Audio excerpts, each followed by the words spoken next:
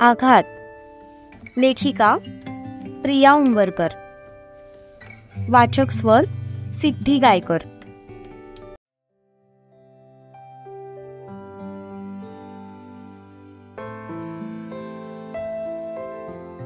दुसऱ्या दिवशी सकाळी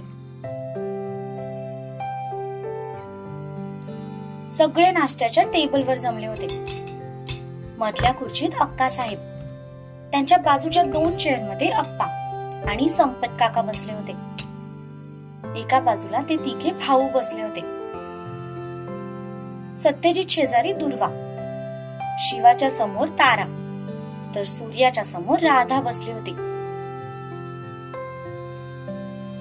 आज तारा उजव्या हाताने चमच्याचा यूज करून नाश्ता करत होती. शिवा तिरप्या नजरेने तिच्याकडेच बघत होता.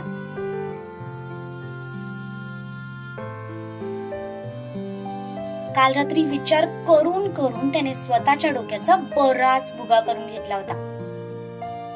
पण तिने असं का केलं असेल हे अद्याप तरी त्याला समजलं नव्हतं. सूर्या पण राधाकडे पाहत होता, तर ती आज सुद्धा शांतच होती. त्याने काल रात्री तिच्यासोबत बोलण्याचा प्रयत्न केला, पण तिने त्याचा फोनच उचलला नाही आणि रूमचा दरवाजा सुद्धा बंद करून घेतला होता. त्यामुळे त्याला तिच्यासोबत बोलण्याचा चान्सच मिळाला नाही. सत्यजितचं त्या दोघांकडे लक्ष गेलं.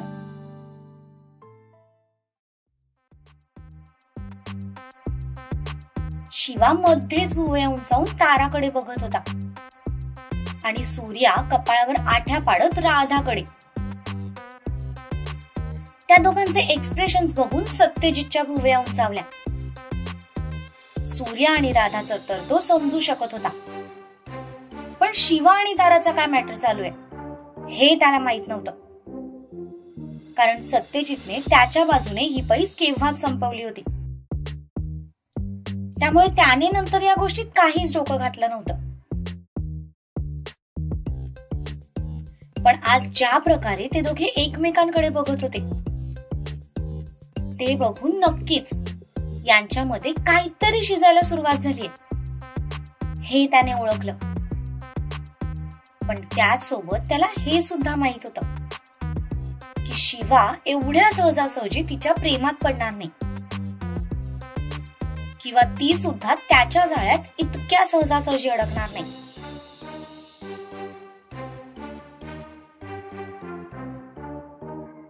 या दोघांचा नक्कीच काहीतरी वेगळा मॅटर सुरू आहे. सत्यजित त्या दोघांकडे बघत मनातच म्हणाला,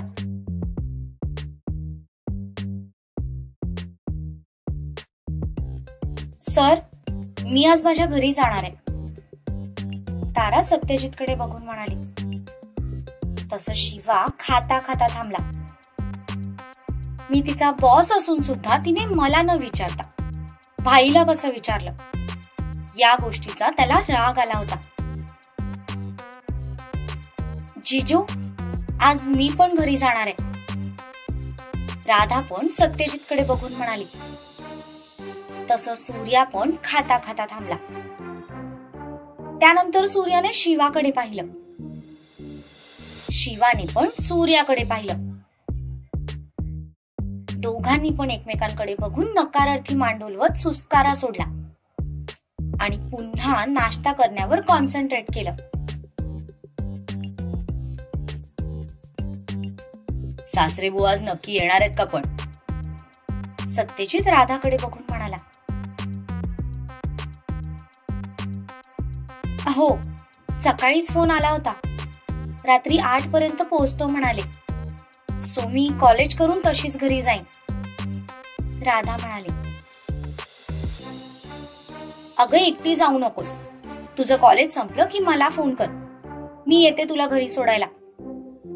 दुर्वा म्हणाली. तारा, तुझा हात अजून बरा नाहीये, त्यामुळे तू निदान काही दिवस तरी इथे राहावं असं मला वाटतं. सत्यजित ताराकडे बघून म्हणाला. नाही सर, काल मी माझ्या बहिणीसोबत बोलले. ती आज येणार आहे माझ्या मदतीला, सो मी जाते. तारा म्हणाली. तिने एक नजर शिवाकडे पाहिलं, पण तो चुपचाप नाश्ता करत होता. तिला वाटलं की तो काहीतरी रिॲक्शन देईल, पण सवयीप्रमाणे साहेबांना खाण्यापुढे काहीच दिसत नव्हतं. तो अगदी मन लावून त्याचा नाश्ता करत होता.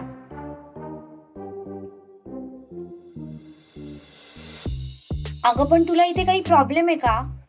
राहा की 2-4 दिवस. राधा जाईल तर मला पण करमणार नाही. तू असलीस की तेवढंच बरं वाटेल, दुर्वा म्हणाली. वहिनी, पाहुण्यांना जास्त आग्रह करायचा नसतो. ज्याला थांबायचंय तो थांबेल, ज्याला जायचंय तो जाईल. शिवाचा नाश्ता संपला तसं तो पाण्याचा ग्लास उचलत म्हणाला, अगदी बरोबर बोललाय शिवादा. तसं पण पाहुण्यांना जास्त आग्रह केला की ते भाव खातात. सूर्या पण तिरप्या नजरेने राधाकडे बघत म्हणाला, वहिनी, माझा नाश्ता झालाय, मी ऑफिसला जातोय. असं म्हणत शिवा त्याच्या जागेवरून उठला आणि खुर्चीला लावलेलं ब्लेझर अंगावर चढवत तो निघून गेला. त्याने एक नजर सुद्धा वागे वळून पाहिलं नाही. त्याचं ते वागणं ताराला खटकलं. वहिनी, मी पण निघतो, बाय. असं म्हणत सूर्या पण उठला आणि तो सुद्धा त्याचं ब्लेझर एका हातात घेत बाहेर निघून गेला.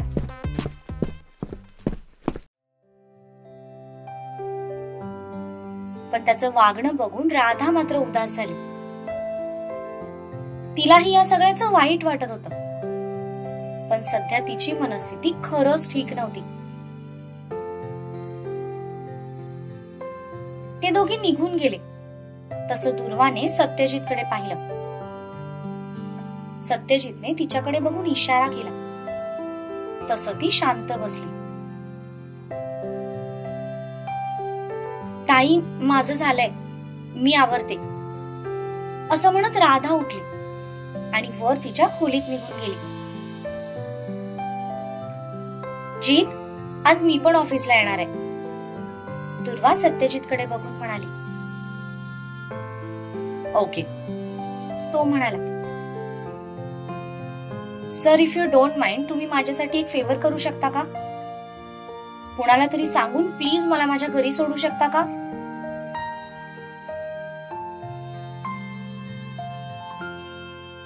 ओके, तू तुझा आवरून ठेव, मी ड्रायव्हरला सांगून ठेवतो, तो तुला तुझ्या घरी सोडेल, सत्यजित म्हणाला.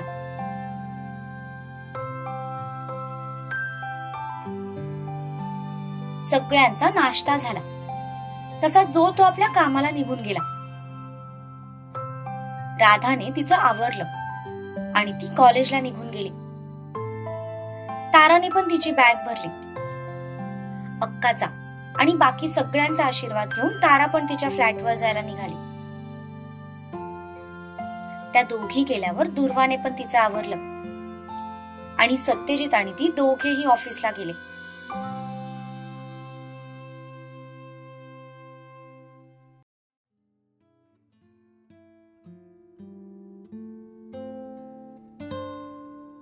ड्रायव्हर राधाला कॉलेजमध्ये सोडून निघून गेला.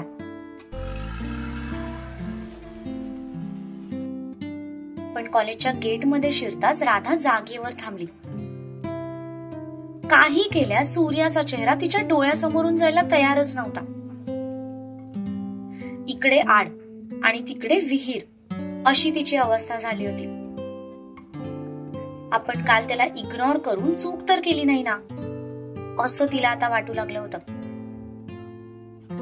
शेवटी मनाशी काहीतरी ठरवत ती तिथून पुन्हा माघारी फिरली आणि रिक्षा पकडून सूर्याच्या कंपनीकडे निघाली. रिक्षामध्ये बसताच तिने त्याला फोन लावला.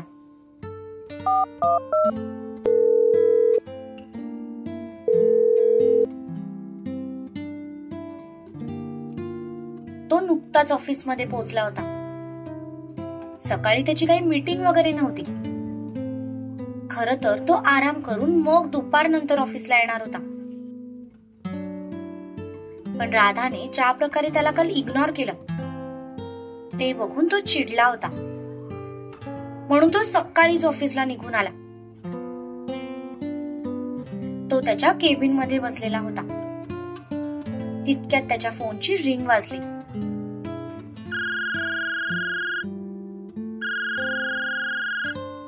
त्याने खिशातून मोबाईल काढून पाहिला तर राधाचा फोन होता.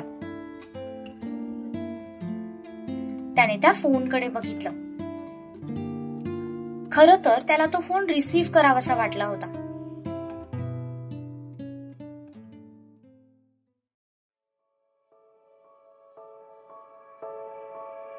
पण लगेच कालची रात्र त्याच्या डोळ्यासमोर आली. तो वेड्यासारखा तिला कॉल करत होता आणि तिने त्याच्या एकाही कॉलला किंवा मेसेजला रिप्लाय केला नव्हता. ते बघून त्याने फोन कट केला आणि बाजूला ठेवला.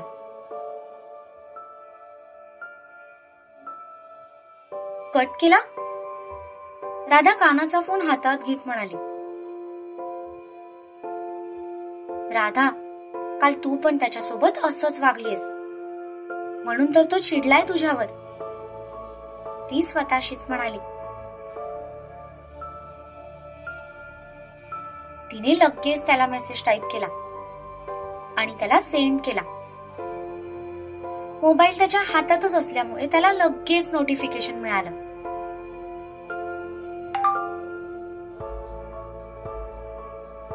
तुझा जास्त वेळ घेणार नाही, फक्त 10 मिनिटं बोलायचंय. मी तुझ्या ऑफिसमध्ये येते, प्लीज नाही म्हणू नकोस. त्याने तिचा मेसेज वाचला आणि सुस्कारा सोडत मोबाईल खाली ठेवला.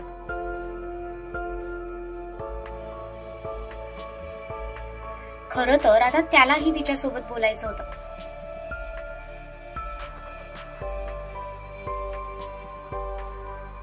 काल रात्री त्याने ठरवलं होतं की भाईला सगळं सांगायचं आणि त्याची मदत घ्यायची. पण राधाने ज्या प्रकारे त्याच्या मेसेजला आणि कॉल्सना इग्नोर केलं होतं ते बघून तो भयंकर चिडला होता. जर नातं दोघांचं आहे तर ते टिकवण्यासाठी प्रयत्न पण दोघांनी करायला हवेत, या मताचा तो होता. आणि इथे प्रयत्न फक्त तो एकटाच करत होता असं त्याला प्रकर्षाने जाणवलं. म्हणून आज काही गोष्टी तो तिच्याशी क्लिअरली बोलणार होता.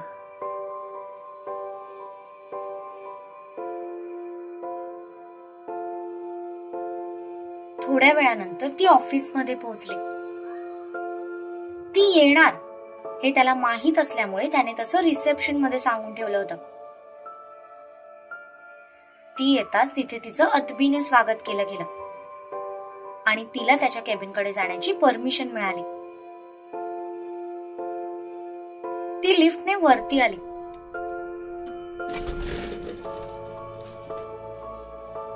आणि त्याच्या केबिनचा दरवाजा उघडून आत आली.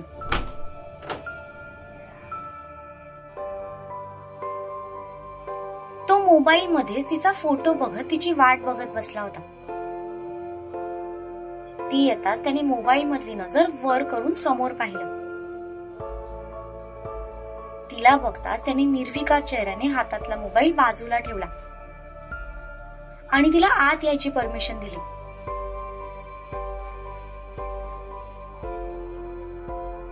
बस, तो तिच्याकडे बघून म्हणाला. तशी ती त्याच्या समोरच्या खुर्चीत बसली. तुला इतकं लागलेलं असताना तू लगेच ऑफिसला का आलास? आजचा दिवस आराम करायला हवा होतास, ती त्याच्याकडे बघून म्हणाली. मी काय करायला हवं होतं हे तू मला सांगायची गरज नाही. आम्हाला या सगळ्या गोष्टींची सवय आहे. खून खराबी, मारामारी, किडनॅपिंग हे आमच्यासाठी काही नवीन नाही. तू माझं सोड, तुझं सांग. तू इथे कशाला आलीयस? तुमच्यासारख्या साध्या, सरळ आणि सभ्य लोकांनी आमच्यासारख्या गुंड मवाल्यांसाठी स्वतःची कामं, स्वतःचं कॉलेज सोडून इथे यायला नको होतं. तो तिला टोमणा मारत म्हणाला. तसं तिच्या डोळ्यात टचकन पाणी आलं. I am sorry. I know मी काल तुझे कॉल घेतले नाही, मेसेजला रिप्लाय केला नाही म्हणून तू माझ्यावर चिडलायस. ती भरल्या डोळ्यांनी त्याच्याकडे बघत म्हणाली. क्षणभर तिच्या डोळ्यातलं पाणी बघून त्याला वाईट वाटलं, म्हणून त्याने लगेच तिच्यावरची नजर दुसरीकडे फिरवली.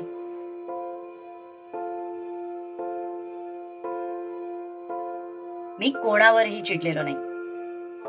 उलट मला तुला थँक्यू म्हणायचंय, कारण तुझ्या इग्नोर करण्याने मला एका गोष्टीची जाणीव झाली की आतापर्यंत हे नातं फक्त मी एकटाच निभावत होतो. पण मला वाटतं आता ते करायची गरज नाही. तो जड अंतकरणाने म्हणाला.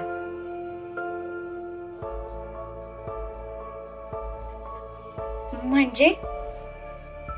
तिने त्याच्या डोळ्यात बघत विचारलं. म्हणजे मला वाटतं आपण इथेच थांबावं, कारण आपल्या नात्याचं काहीच भविष्य नाहीये. मी जसा आहे तसा तुझ्या समोर आहे. माझी फॅमिली, त्यांचं काम, हे तुझ्यापासून आता काही लपलेलं नाहीये. तसंच तुझ्या घरचे, थोडक्यात तुझे वडील कसे आहेत, त्यांचे आमच्याबद्दलचे विचार कसे आहेत हे पण तुला चांगलंच माहितीये. त्यामुळे त्यांच्या विरुद्ध जाऊन तू हे लग्न करू शकत नाहीस. सो बेसिकली ना मी माझ्या फॅमिलीला दुखावू शकतो, ना तू तुझ्या. जसा मी माझ्या जागेवर योग्य आहे तशीच तू तुझ्या जागेवर योग्य आहेस. आपण एक झालो तर कुठली तरी एक फॅमिली दुखावली जाणार, हे नक्की आहे. खरं तर प्रयत्न दोघांनी मिळून केले तर त्यातूनही रस्ता मिळू शकतो. पण मला वाटतं तुला प्रयत्न करायचेच नाहीयेत. म्हणून तर शांतपणे बोलण्यापेक्षा माझा कॉल रिजेक्ट करणं हा सोपा मार्ग तू निवडलास. एनिवेज, त्यातून मला एक तरी कळलं की इथे गरज फक्त मला एकट्याला आहे, तुला नाही. आणि जर कुठलंही नातं फक्त गरज म्हणून असेल तर ते नातं योग्य वेळी थांबवलेलंच बरं. तो म्हणाला. तशी ती केविलवाड्या नजरेने त्याच्याकडेच बघू लागली. काल माझी मनस्थिती खरंच ठीक नव्हती. शेवटी डोळ्यातले अश्रू गालावर आलेच.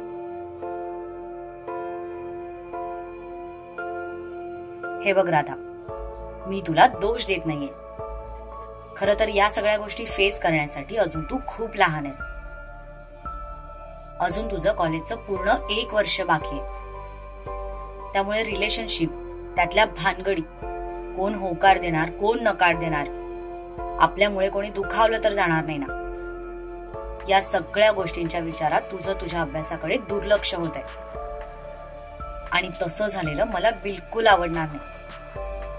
म्हणून मला असं वाटतं की सध्या आपण हा विषय इथेच स्टॉप करावा. तो म्हणाला. तसं तिने त्याच्या डोळ्यात पाहिलं. त्याच्या डोळ्यात सुद्धा तेच दुःख दिसलं जे ती स्वतः फील करत होती. मला खरंच कळत नाहीये मी काय करू ते, ती डोळ्यातले अश्रू पुसत म्हणाली. मला वाटतं हा विचार तू प्रेमात पडायच्या आधी करायला हवा होतास. तो तिच्याकडे बघून म्हणाला. तसं तिला वाईट वाटलं. मला सांग, तुला आधीपासून माहित होतं ना मी सत्यजित पाटीलचा भाऊ आहे. तोच सत्यजित पाटील ज्याच्याबद्दल तुझ्या वडिलांच्या मनात इतका राग आहे की ते त्याला जरा सुद्धा बरं बघत नाही. आणि हे सगळं असून सुद्धा तू स्वतः माझ्या जवळ आली होतीस. मी तुला कुठलाही फोर्स केला नव्हता. मग जर तुला आधीच या सगळ्याची कल्पना होती तर तू माझ्या प्रेमात पडायलाच नको होतं. मला कुठल्याही खोट्या आशेला लावायलाच नको होतं. मी तेव्हा समजावलं होतं माझ्या मनाला पण तू माझ्या जवळ आलीस आणि मला पुन्हा आशा वाटू लागली की सगळं ठीक होऊ शकतं. पण आता तर मला वाटतंय की आपल्यात काहीच ठीक होऊ शकत नाही, कारण आपल्या दोघांच्या प्रेमामध्ये फॅमिली हा विषय सगळ्यात आधी उभा राहणार आहे. तसं तर माझ्या फॅमिलीकडून काहीच प्रॉब्लेम होणार नाही, ते मला माहितीये. पण जर मामाश्रींनी आपलं नातं समजून घेतलं तर नक्कीच काहीतरी पॉझिटिव्ह होऊ शकतं. पण आतापर्यंतचा इतिहास बघता आणि तुझ्या मनातली भीती बघता हे होईल की नाही याची मी काहीच गॅरंटी देऊ शकत नाही. आणि ज्या गोष्टीची आपल्याला गॅरंटीच नाही त्या नात्याला जबरदस्ती पुढे ओढण्यात मला काहीही अर्थ वाटत नाही. सो आपण सध्या तरी हा विषय इथेच स्टॉप करूया. तू तुझ्या शिक्षणाकडे लक्ष दे आणि मी माझ्या बिझनेसकडे लक्ष देतो. जेव्हा तुझं शिक्षण पूर्ण होईल आणि होपफुली तोपर्यंत जर तुझ्या मनात माझ्या विषयीच्या भावना अशाच राहिल्या तर आपण नव्याने या नात्याचा विचार करू. माझ्याकडून तर मी पूर्ण सॉर्टेड आहे.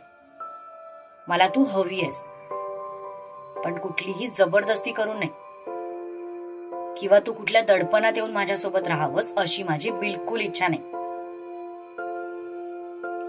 आणि तसं पण आता कितीही स्ट्रगल करून आपण आपल्या घरच्यांना समजवायचा प्रयत्न केला तरी शिवादाचं लग्न झाल्याशिवाय आपलं लग्न होऊ शकत नाही. त्यामुळे जबरदस्तीने सगळ्या गोष्टी जुळवून आणण्यात काहीच अर्थ नाही. आपण आपल्या नात्याला थोडा वेळ देऊया. नशिबाने साथ दिलीच तर नक्की आपण पुन्हा एकत्र येऊ.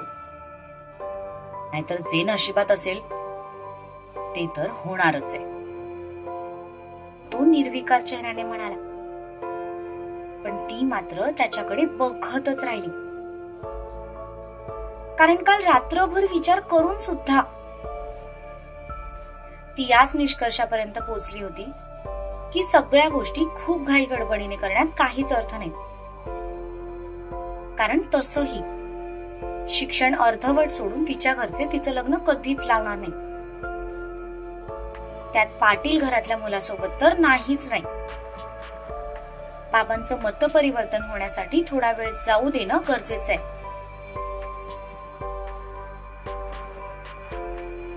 पण मग आपण एकमेकांशी बोलायचंच नाही का, किंवा भेटायचं सुद्धा नाही का, ती म्हणाली. नाही, इथून पुढे मी तुझ्याशी कुठलाही कॉन्टॅक्ट ठेवणार नाही, कारण उगीच एकमेकात जास्त गुंतत गेलो आणि नंतर तुझ्या बाबांनी नकार दिला आणि तू सुद्धा त्यांच्या प्रेमापोटी सगळं चुपचाप सहन करायचं ठरवलं तर या सगळ्यात बळीचा बकरा मीच बनेन. आणि मला काही देवदास होण्याची अजिबात इच्छा नाही. तो असा बोलत होता जणू काही त्याने आधीच सगळं ठरवून ठेवलं होतं. ठीक आहे, मला माझ्या प्रश्नांची उत्तरं मिळाली आहेत आणि मी जे तुला सांगायला आले होते ते तू मी न सांगताही समजून घेतलंस, त्यासाठी थँक्यू. निघते मी, बाय. असं म्हणत ती उठली. काही सेकंद असेच गेले. तो निर्विकार चेहऱ्याने बसलेला होता आणि ती भरलेल्या डोळ्यांनी त्याच्याकडे बघत होती. पण आज तिला तो कुठेही चुकीचा वाटला नाही, कारण त्याच्याकडून या नात्यासाठी त्याने त्याचे 100% दिले होते. पण ती मात्र कमी पडत होती. फॅमिली आणि प्रेम या दोन्ही मध्ये ती अडकली होती. I will definitely miss you a lot, ती भरलेल्या डोळ्यांनी त्याच्याकडे बघत म्हणाली आणि उलट्या हाताने डोळ्यातले अश्रू पुसत तशीच बाहेर निघून गेली.